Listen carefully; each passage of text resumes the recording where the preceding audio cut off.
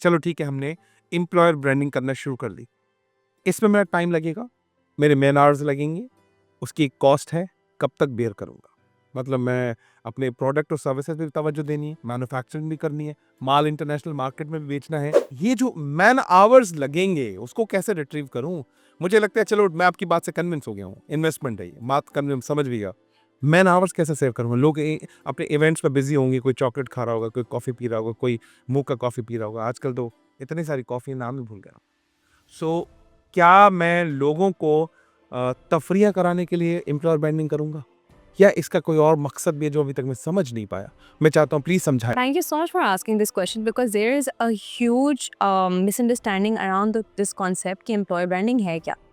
हरगिज़ employer branding events कराना नहीं है। ये मैंगो डे, स्ट्रॉबेरी डे और just celebrating your birthdays orange day और हर बार-बार केक काट देंगे। अबे भाई क्या हो